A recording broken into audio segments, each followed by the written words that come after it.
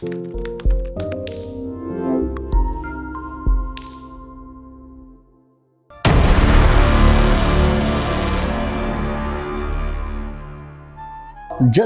let us summarize with the exercise which we have done. So चलो इसको करने में हमें आधा घंटा लग गया और इस आधे घंटे की एक्सरसाइज के बाद हमने सब कुछ ड्रॉ कर लिया। अब मैं बस उसको समराइज कर रहा हूँ, एक बार प्लीज़ नोट डाउन करिएगा। अगर आपने ध्यान नहीं दिया हो तो प्लीज़ उसे ध्यान दीजिएगा। ज़रा एक ब्यूटी देखिएगा जीएसटी की। जीएसटी आया तो जीएसटी ने बोला कि देखो हम सब कुछ रिफॉर्म करके ला रहे हैं, एंड रिफॉर्म क्या बहुत कंस्ट्रक्टिव करके लाया है सारी चीज़ें।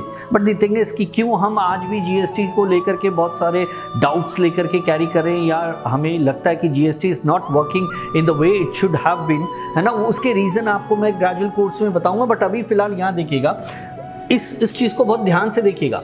ओल्ड रिजिम में सबसे पहले लॉ ने क्या बोला कि what you people were earning, that is manufacturer, wholesaler and retailer, these were the traders or the suppliers, what they were earning, GST ने बोला will not going to touch that portion, यानी आज भी आप उतना ही अर्न करते रहेंगे। that is 10,000 manufacturer, 9,000 wholesaler and 8,000 retailer जो अर्न कर रहा था वो इस रिजीम में भी it will remain same, there will not going to be any change।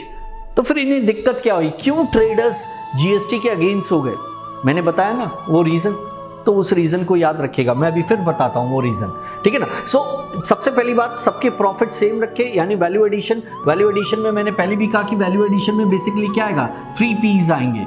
That is उनकी प्रोसेसिंग कॉस्ट आ सकती है, पैकेजिंग कॉस्ट आ सकती है, एंड अबव ऑल प्रॉफिट आ सकता है ना। ये 3 चीजें आ सकती है, ये तीनों चीजों को क्लब करके वैल्यू एडिशन बना है। Like retailer will not do any processing, so there will not going to be any processing cost, even packaging cost भी नहीं होगी, है ना। सो वो करेगा क्या, वो प्रॉफिट ऐड करेगा अपना retailer. So whatever is being added to the value addition portion, है ना, वो उस ब्लॉक में जो भी ऐड किया गया है वो that will remain same.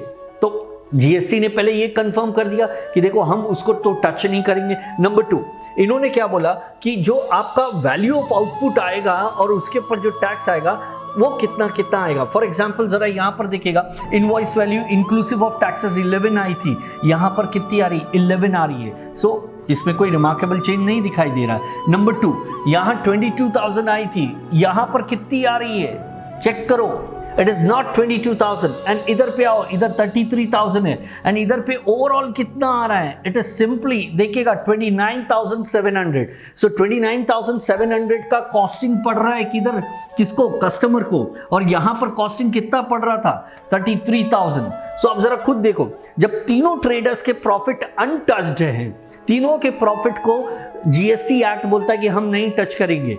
Customer को 29,700 का पड़ रहा है, जबकि पहले पड़ रहा था 33,000 का, 3,300 का बेनिफिट कस्टमर को। बेनिफिट क्या है, बेनिफिट नहीं है, ये तो जो कैस्केडिंग और डबल टैक्सेशन का जो उसका एक ये कह लीजिए कि इन्फ्लेशनरी इम्पैक्ट था वो अब हट गया है, इसलिए 29,700 का पड़ रहा है किसको, कस्टमर को। तो 29,700 का कस्टमर को, इधर 33 का पड़ रहा था, कस्टमर का फायदा हुआ, ट्रेडर का फायदा हुआ। नुकसान किसका हुआ फिर, जीएसटी को लेकर के। जब जीएसटी आया तो इतना एजिटेशन किस लिए था, क्यों इतना आक्रोश था कि जीएसटी क्यों। हम आप like we customers were not very much eager to know कि जीएसटी आ रहा है तो होगा क्या।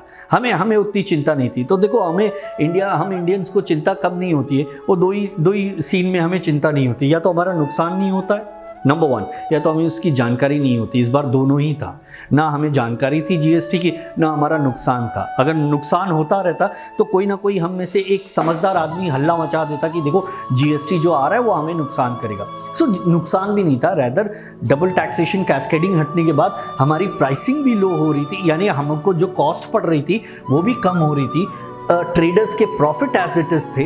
तो नुकसान किसका हुआ, नुकसान बस एक का आपको मैंने बताया था, उनको हुआ। और वो नुकसान नहीं था, वो क्या था कि 1,000, 2,000 and 3,000 these were the taxes paid by the traders to the government, यानी गवर्नमेंट को टैक्स कितना मिल रहा था, 6,000, but this time government will going to have only 1,900 and 800। How come, मैंने वो एग्जॉस्टिवली आपको एक्सप्लेन किया है।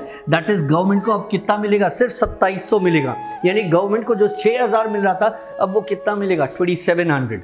यानी गवर्नमेंट का क्या हुआ, रेवेन्यू कम हुआ। कितना कम हुआ, उतने से ही कम हुआ जितने से कि कस्टमर्स को है ना प्राइस कम पे करना पड़ा। जितना कस्टमर्स को प्राइस कम पे करना पड़ा उतना ही गवर्नमेंट को क्या हो गया, उसके रेवेन्यू का लॉस हो गया। रेवेन्यू का एग्जैक्टली लॉस नहीं हुआ, गवर्नमेंट जो डबल टैक्सेशन और कैस्केडिंग करके लूट कर रही थी वो लूट खत्म हो गई जीएसटी आने से। लिटरली गवर्नमेंट लूट कर रही थी, डबल टैक्सेशन और कैस्केडिंग कर रही थी, और नुकसान कौन बियर कर रहा था, कस्टमर बियर कर रहा था। 33,000 पे कर रहा था, जबकि वो पे कितना करने के लिए एंटाइटल्ड था, 29,700 उसको पे करना था। ही वाज सपोज टू पे ओनली 29,700 और पे कर रहा था 33,000। सो कहीं ना कहीं कस्टमर को फायदा हुआ, कस्टमर को बहुत फायदा हुआ, है ना। ट्रेडर्स को कोई नुकसान नहीं हुआ। नुकसान अगर आप कहते हो गवर्नमेंट को तो फिर से आपके मन में चोर है, क्योंकि डबल टैक्सेशन और कैस्केडिंग करके अगर आप टैक्स लेंगे तो दिक्कत ये आएगी कि भाई आप एक सिस्टम बिगाड़ रहे हैं ना। जीएसटी ने आके उसको प्योरीफाई किया, बट एक टेक्निकल चीज़ देखिएगा, क्या जीएसटी के आने से चीज़ों के दाम कम हुए? नहीं, जीएसटी के दाम कम नहीं, जीएसटी के आने से चीज़ों के दाम कम नहीं हुए। क्यों कम नहीं हुए वो मैं बताता हूँ, है ना। उससे पहले यहाँ तक मेरे ख्याल से सबको समझ में आ गया होगा। सो 3 पॉइंट रिमार्केबल है। नंबर 1, ट्रेडर्स का कोई प्रॉफिट का नुकसान नहीं हुआ, उनका value addition as it is है।